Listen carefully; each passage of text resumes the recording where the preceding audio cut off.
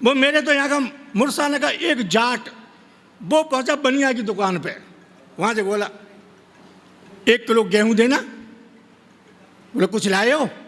उसने थैला कर दिया, डाल दे इसमें। तो भाई साहब 1 किलो गेहूं डाल के बोला बाजरा है? बोले हाँ। कि 2 किलो बाजरा दे। 2 किलो बाजरा तोला कि कल आओ, कि डाल दे इसी थैले में। ओ बनिया बोला कमाल है, गेहूं 1 किलो 2 किलो बाजरा, उसका दिमाग चकरा गया। फिर बोला वो मसूर की दाल है? बोले है। कि डाल दे 2 किलो। उसने मसूर की दाल 2 किलो डाल दी। बोला ठाकुर साहब अब डलवा तो ली तुमने, ये जिंदगी में अलग नहीं हो सकती हैं कभी कभी, ये गेहूं और ये बाजरा और ये दाल। वो गांव का बोला कोई चिंता मत कर, मेरे जो बाबा है ना बाबा, उन पर कोई काम धंधा है नहीं है, एक एक करके 5-7 साल में आराम से अलग अलग कर देंगे। अच्छा ये बता उड़द की दाल है? बोले है। कि डाल दे 2 किलो। मूंग की दाल है? कि डाल दे 2 किलो। 15-20 तरह का अनाज डलवा लिया। वो बोला सेठ संसार में कोई भी छटना ऐसा नहीं बना है अब जिन्हें अलग कर दे। तुझे क्या मतलब? मेरे बाबा मरेंगे जब तक एक एक अलग कर ही देंगे। बोला तेरी इच्छा है, और थैला लेके चल दिया। सेठ बोला कि पैसा? कि उधार दे दो। बोले उधार तो नहीं दूंगा। कि दल्ला पे थैला। वास्तव में अच्छा नेता ये क्या होते हैं? मेरे पिताजी मुझसे बोले एक बात का ध्यान रखना। मैंने क्या? कि तू किसी नेता से हाथ मिलाए या नेता कोई तुझसे हाथ मिलाए, हाथ मिलाने के बाद अपनी उंगलियों को पूरी गिन लेना है या नहीं है। उन्होंने मुझे ये बात बताई तो तब से मैं नेता से हाथ नहीं मिलाता। मुझे नेता अच्छे लगते हैं, वैसे 3 ही नेता अच्छे लगते हैं मुझे, 3 से चौथा नेता अच्छा ही नहीं लगता। पहला नेता कौन सा अच्छा लगता है? अस्मिन् संसारे न्योतानो जरिए देखो मुझको पर आनंद को जायते, इस संसार में वो नेता प्यारा लगता है मुझे जिसने कभी जन्म नहीं लिया हो। वो मुझे प्यारा लगता है। और दूसरा नेता कौन सा प्यारा लगता है? कि आसमान संसार है दुनिया में नेतानो जायतानो इच्छाएं प्रभुत्याम, जो नेता इस संसार में आने की कोई इच्छा ही नहीं करता वहीं रहता है, वो नेता मुझे बहुत अच्छा लगता है।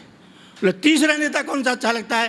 कि अस्मिन् संसारे नेतायाम बदनम पुष्पये मालार्पणम, वो नेता अच्छा लगता है जिसके मरे हुए शरीर पर मालाएं फूल अर्पित हो चुके हों।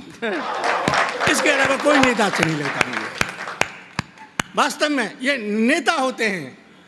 अब वो एक आदमी गया वहां पर अस्पताल में, अब उसका पति बाहर घूम रहा अस्पताल के यूँ, वो नर्स आई, मुबारक हो मुबारक हो, आपके एक साथ 3 बच्चे पैदा हुए हैं। तो वो तो हो नहीं थे, वो तो हो नहीं थे। बोली कैसे, तुम्हें कैसे पता है हो नहीं थे? अरे वो 3-5 देख के आई, 3 राइफल फिल्म देख के आई, 3 फिल्म देख के आई, वो 3 देख के आती, तो 3 तो हो नहीं थे। नर्स बोली अच्छा हुआ वो दिल्ली 6 से देख के नहीं आई।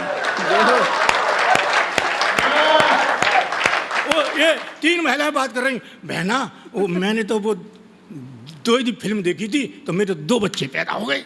तीसरी बोली बहना मैं तो त्रिदेव देख के आई थी तो मेरे 3 बच्चे पैदा हुए। तीसरी बोली अब मेरा क्या होगा? बोली क्यों? कि मैं तो कल रात को अली बाबा 40 चोर देख के आई। सच में तो ये फिल्मों का असर हमारे परिवार पर बहुत पड़ता है। आजकल रील बना रहे हैं और विश्वास करो एक दिन ऐसा आएगा जब जैसे कहते हैं ना कि आप शराब छुड़वाएं तो दीवारों पर लिखा होगा बच्चों की रील बनवाना छुड़वाएं। एक दिन वो आएगा। रील बनाते हैं माँ बाप खुद उन्हें जो नचाते हैं। ये मोबाइल की संस्कृति, मोबाइल सब कुछ खा गया, नाते रिश्ते टॉर्च कैलकुलेटर टीवी सबको खा गया मोबाइल। और बच्चे ऐसे ढूंढते हैं कुछ खो गया है इनका, पूरी रात लगे रहते हैं। बच्चों की तो छोड़ो, बच्चों को चुप सो जा सुला देंगे और फिर खुद देखते हैं। मोबाइल की संस्कृति ऐसी होगी हमारे देश में। मैं 6 लाइन और सुना रहा हूँ। स्वागत है। स्वागत है, जब मैं पीछे देखता हूँ तो कहते हैं स्वागत है, और आगे बोलता हूँ तो ऐसे बैठे रहते हैं। ये पीछे वालों से बच के रहना चाहिए, हमेशा पीछे से ही बार होता है। दादा उस घर में कभी भूल के मत जाओ जो लोग तुम्हें झेलते हो कि कब जावे यहाँ से। उस घर में भूल के भी मत जाओ जो लोग तुम्हें झेलते हों, और उस घर में जाना कभी मत छोड़ो जहां लोग तुम्हारा इंतजार करते हैं। उस घर में कभी मत जाओ, और जो लोग देख करके तुम्हें दरवाजा बंद कर लेते हैं कि आ रहा है, दरवाजा बंद कर ले, कुंडी लगा दे, तो तुम कभी निराश मत होना। क्यों? क्योंकि आपको पता है दरवाजे के बाहर भी कुंडी होती है। बाहर से कुंडी लगाओ और भागाओ, भाड़ में जादू। अपना सम्मान अपने हाथ में होता है। मैं तो ट्रेन में बैठा था, 3 महिला नीचे बैठी थी और मैं ऊपर की सीट पर, रिजर्वेशन मेरा, यूं सो रहा था। तो तीनों महिलाएं, पहली बोली, बहना तेरी उम्र कितनी है? तो पहली वो ऐसी होती कोई 40 साल की। बहना मेरी उम्र मान के चल तू 20 साल की। तो मैं ऊपर से नीचे देख रहा हूँ, मेरी झुट्टो कितनी झूठ बोल रही है। फिर दूसरे ने पूछा, बहन तेरी उम्र कितनी है? बहुत ही 60 साल की। बोली महीना मान के चल 18 साल की मान के चल। और मेरी सांस रुक गई, ऊपर से मैं नीचे धुक के देखूँ बार बार उसे। अब तीसरे से पूछा, तू कितने साल की है? बहुत ही 65 साल की। बोली मुझे मान के चल 14 साल की होंगी। अब मुझसे नहीं रहा गया दादा, ऊपर की सीट से मैं धड़ाम गिरा उनकी गोदी में आकर के। बोली क्या कर रहे हो? है नहीं, पैदा है रहे हूँ मैं तो अभी।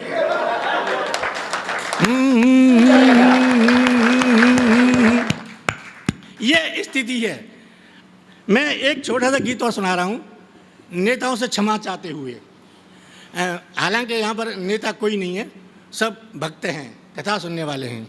और महाराज जी बहुत अच्छी कथा कर रहे हैं। मेरे तो मोहल्ले में एक और वो आदमी कथा सुनने जाता था, और कथा सुन के आता था। पहले ही दिन गया कथा सुनने के लिए, और जैसे ही घर में आया झट अपनी पत्नी को मार के घर से भगा दिया। मोहल्ले वाले आए, क्यों भाई तूने पत्नी को मार के क्यों भगा दिया? तो चुप रहो, मैं कथा सुन के आया हूँ। बोला कथा सुन के आया है? कथा में ऐसा क्या है कि घर आते ही और तूने पत्नी को मार के भगा दिया? बोला चुपचाप चले जाओ। अगले दिन गया कथा सुनने, और फिर नई औरत लेके घर में आ गया। बोले क्यों भाई ये क्या कर रहा है तू? तूने अपनी औरत को निकाल दिया और नई लेके आया है। बोला चुप हो जाओ, मैं कथा सुन के आया हूँ। बोला कथा में ऐसा क्या है कि तूने पत्नी निकाल दी और दूसरी लेके आ गया? बोला महाराज जी कहते हैं शांति से नाता जोड़ो और माया से नाता तोड़ो।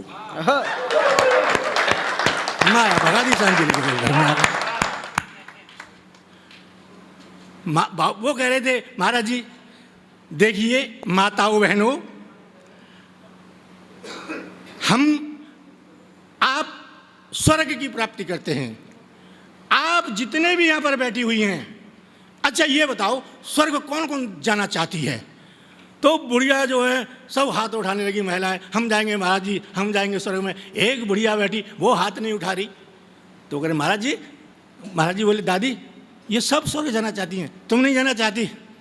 ना है बेटा, मेरी बहू ने तो नहीं हो गया, कहीं मत जाइयो, सीधी घर को वही हो, कहीं मत जाइयो। और महाराज जी फिर बात यह है कि ये सब चले जाएंगे ना ऊपर को स्वर्ग में, तो मेरे कहते यही स्वर्ग हो जाओ, कहूँ जा कहूँ आ, मेरे कहते यही स्वर्ग। भक्ति से में भी लोगों को ज्ञान मिलता है। ये बहन जी मुझसे बोली तुम हाथ से क्यों ऊट पटांग बातें कर लेते हो, जिंदगी में बीरस की बात नहीं कर सकते। जब विश्वास करो, मैंने बहन जी को बताया, मैंने फॉर्म भरा मिलिट्री का और मैं गया इंटरव्यू देने। जब पहुंचा तो अधिकारी मुझसे बोला कितने साल के हो? मैंने कहा 50-60 साल का हूं। कि शर्म नहीं आती? मैंने क्यों? कि 60 साल के होकर के मिलिट्री का फॉर्म भर रहे हो। वो मैंने कहा शर्म तो तुझे नहीं आती? बोला क्यों? मैंने कहा मैं जब से 18 साल का था और आज तक फॉर्म भर रहा हूं, अब तू ले ही नहीं रहा मुझे, तो शर्म तुझे आनी चाहिए। बोला लेकिन एक बात बता, इंटरव्यू तो कल का है और तू आज क्यों आ गया? मैंने कहा मैं आज इसलिए तुझे बताने आया हूं कि अब तू मेरे भरोसे मत रहना, किसी और को ले लेना। बोला लगता है जाट है तू? मैंने हाँ मैं जाट हूं। बोला तो ठीक है मैं तुझे ले लूंगा, तू कुछ ऐसा करके दिखा, लड़ाई हो रही है कारगिल युद्ध की, कुछ ऐसा करके दिखा तो मैं तुझे ले लूंगा। अब उसने मुझे कारगिल के युद्ध में भाई साहब जाट रेजिमेंट में भेज दिया और उधर से मुसलमानों की मुस्लिम रेजिमेंट पाकिस्तान की तरफ से मुझे बोला जा कुछ करके दिखा और फिर मिलूंगा तुझे। अब मैं गया, अब वहाँ घोषणा हुई सुबह 7 बजे युद्ध होगा सीमा पे। तो पाकिस्तान मुस्लिम रेजिमेंट की सेना 3 बजे आकर के वहाँ तैनात हो गई और जाट रेजिमेंट में बुद्धि आवे दिन के 12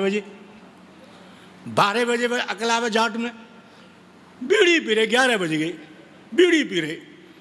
मैंने कहा वो 12 बजने वाले हैं और युद्ध की वो हो गई है, चलो 12 बजे तक मुस्लिम रेजिमेंट के जवान भूखे प्यासे जई इंतजार में मर गए, कब आवे जाट रेजिमेंट, कब आवे। 60-70 तो वहीं मर गए भूखे प्यासे।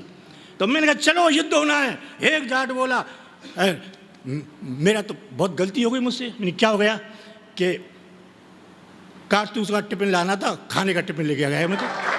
मैं तू छोड़, तू चल आगे चल। हम मुझसे बोले तू चल आगे। मैं सबसे आगे गया। आगे देखा मैंने मुस्लिम रेजिमेंट के जवान यूं मोटे राइफल ले लेकर के। मैंने जाते ही जाते कहा, मैंने कही असमान खान। वो खड़ा होके बोला किसने पुकारा, डिशू। सलमान खान, वो खड़ा होकर बोला किसने पुकारा, डिशू। मोहम्मद खान, किसने पुकारा, डिशू। मैंने 9 मिनट में 15 मार दिए।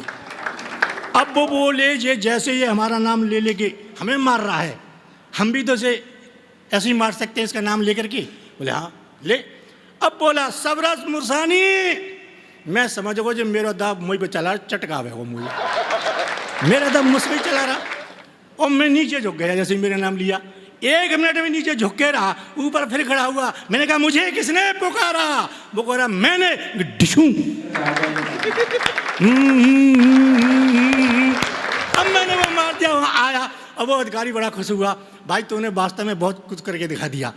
अब ऐसा कर, परेड हो रही है, तू परेड में कुछ करके और दिखा।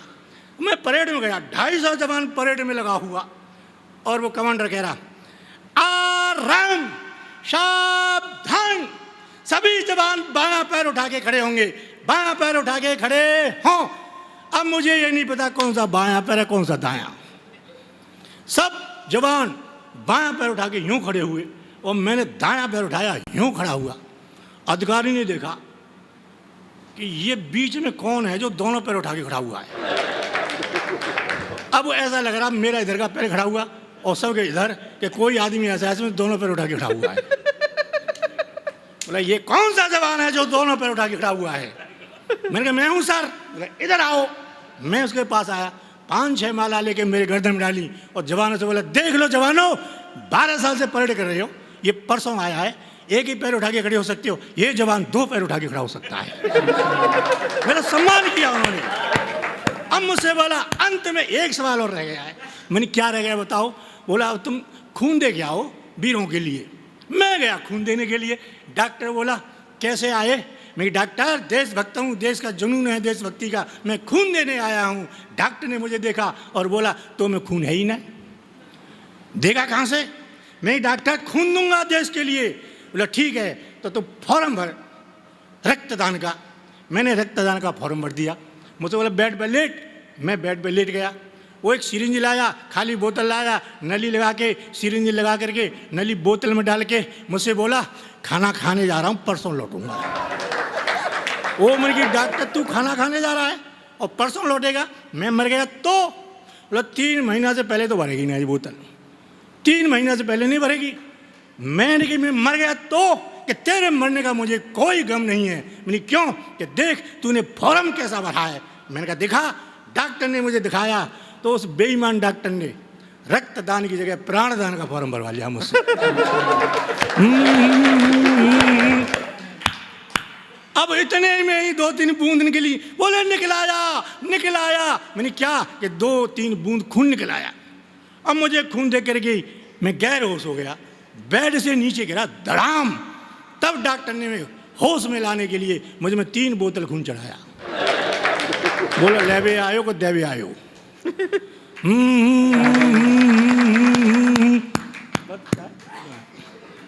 धन्यवाद, बहुत बढ़िया बात है।